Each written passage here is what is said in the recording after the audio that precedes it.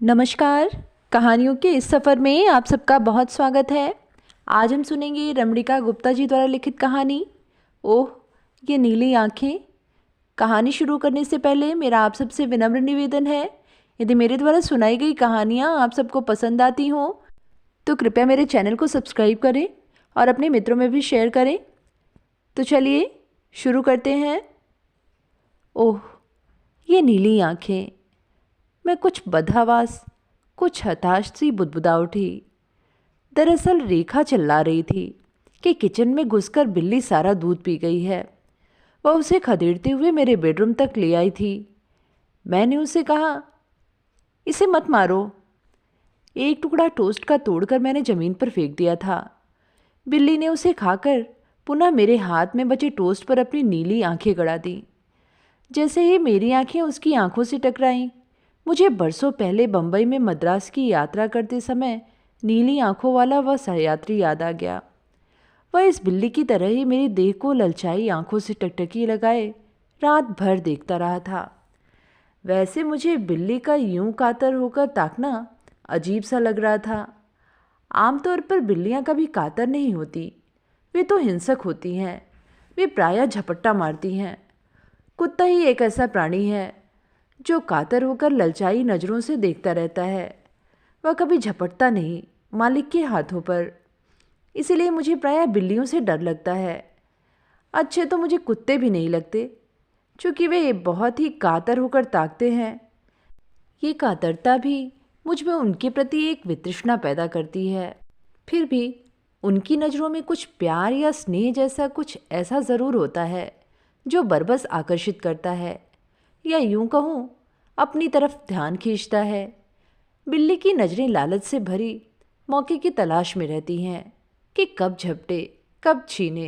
वे सतर्क होने का समय भी नहीं देती। मेरी माँ की आंखें बिल्ली जैसी ही थीं, बिलौरी, और भाई की भी। मेरी माँ चालाक तो बिल्कुल भी नहीं थी, पर गुस्सा बहुत भरा रहता था उनकी आंखों में। मेरा बिल्ली आंखों वाला मुझसे तुरंत बड़ा भाई बहुत ही चालाक, चतुर और परले दर्जे का शैतान था।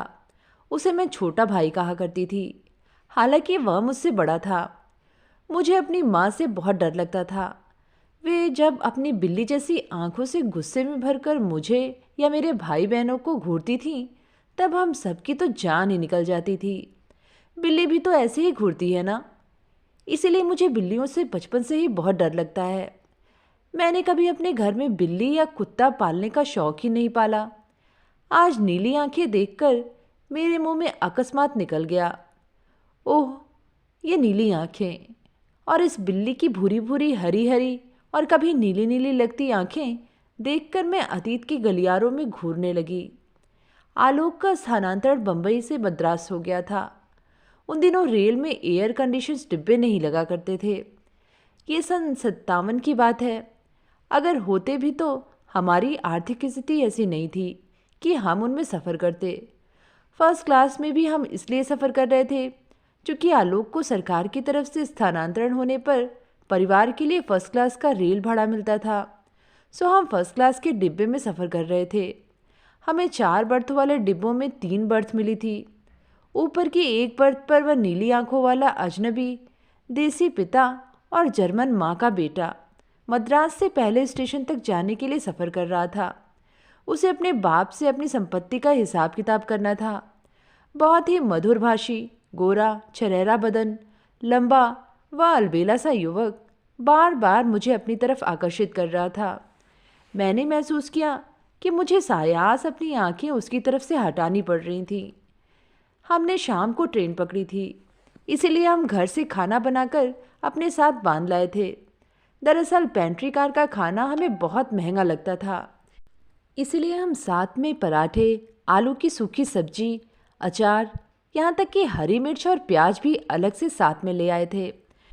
उस नीली आंखों वाले ने भी हमारा खाना बड़े चटखारे लेकर बड़े ही चाव से खाया था। आलोक भी उससे खासा घुल मिल गया था। न जाने क्यों घूम फिर कर उसकी नीली नज़र मुझ पर गड़ जाती थी, जैसे कि वे आह्वान कर रही हों उनमें समा जाने के लिए। खाने के बाद वह अजनबी मेरे सामने वाली बर्थ पर जा लेटा। वह अपनी आंखों पर बांह धरकर सतत मुझे देख रहा था। आलोक ठीक मेरे ऊपर वाले बर्थ पर थे। वे मुझे देख नहीं पा रहे थे। मेरी बच्ची मेरे सामने वाले निचली बर्थ पर सो रही थी। रात हो गई, बत्ती बुझा दी गई। बस एक नीला बल्ब जाग रहा था और जाग रही थी उसकी नीली आंखें। लगा जैसे कोई ऑक्टोपस मुझे जकड़ रहा है। लगा नीले समुद्र की नीली लहरें मुझे समेट रही हैं। लगा जैसे आकाश ने अपनी खिड़कियां खोल दी हैं और वह कह रहा है, आओ, आ जाओ, मेरी खिड़कियां खुली हैं। जैसे नीले आकाश की नीली पर्दों वाली खिड़कियां धड़ाम से खुल गईं। वे मुझे बुला रही थी। रेल की खिड़की के बाहर अंधेरा जैसे सकपकाकर सरपट भाग रहा था। रेल के भीतर नीली रोशनी भोर की किरणों की तरह बढ़ती जा रही थी। एक अजनबी, उसकी आंखों की इतनी जबर जकड़। मैंने अपनी देह चादर से ढक ली। लगा चादर भी नीली हो गई है। मैंने वर्जनाओं की साकल लगानी चाहिए अपनी बेतहाशा भागती हाफती इच्छाओं पर, भावनाओं पर। मैंने अपनी सांस रोक ली। मैं अपनी भावनाओं के दरवाजे बंद करने की कोशिश करने लगी, पर उत्तेजित उखड़ी उखड़ी सांसें बेकाबू हो दरवाजों की कीलें निकालकर पार कर गईं।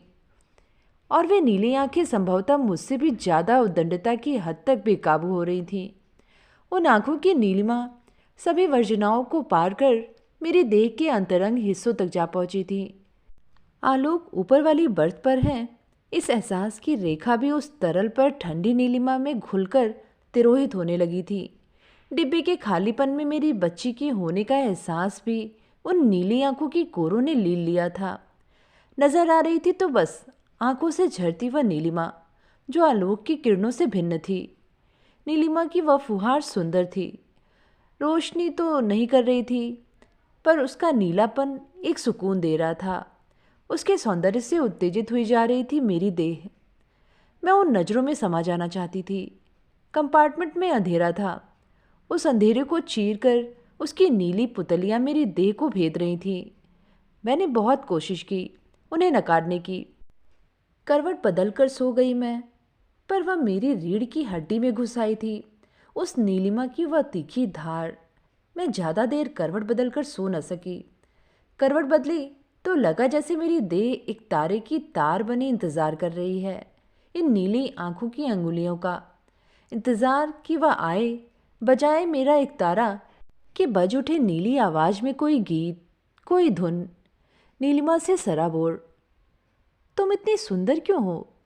मैंने बिन बोले ही उन आंखों से पूछा था। नीलिमा मुस्कुरा उठी, चुपचाप, और झर गई उन आंखों की कोरों से। मुझे लगा शायद उन्होंने प्रतिप्रश्न किया था, क्या सचमुच?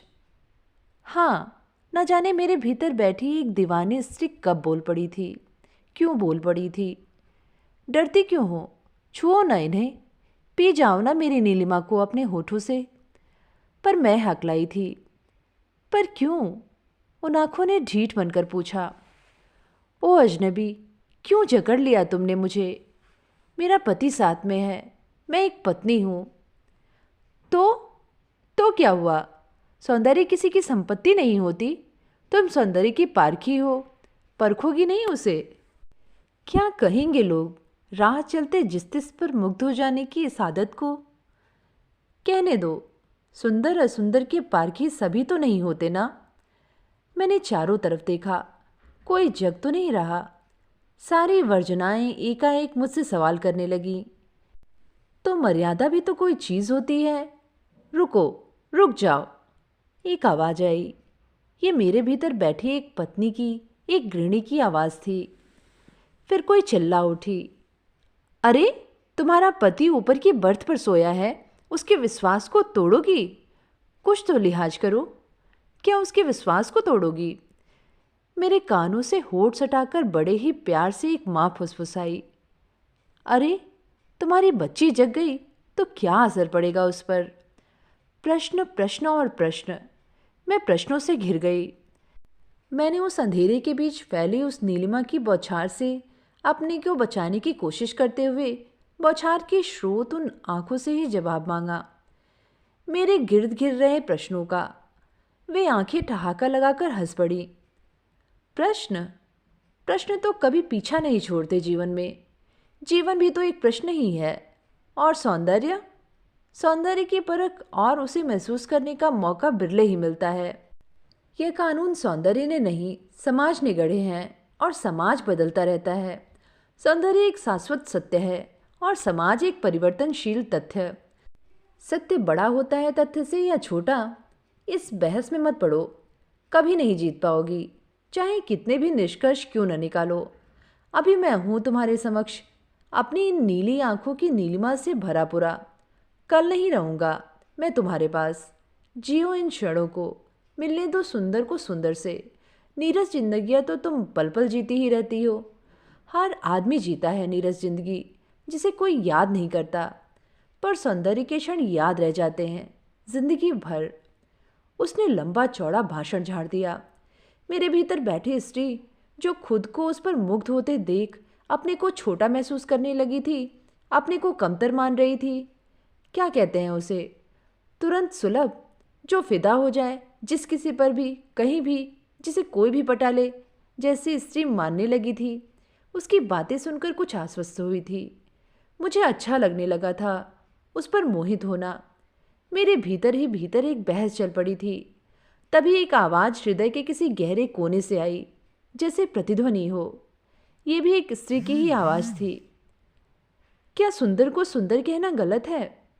तो पुरुषों के लिए ये वर्जनाएं इतनी कठोर क्यों नहीं होती? मैं स्त्री हूँ, माँ हूँ, क्या इसलिए मैं अपने सौंदर्य बोध को मार दूँ?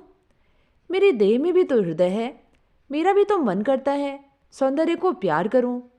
क्या मैं हत्या कर दूँ प्यार के इस एहसास की?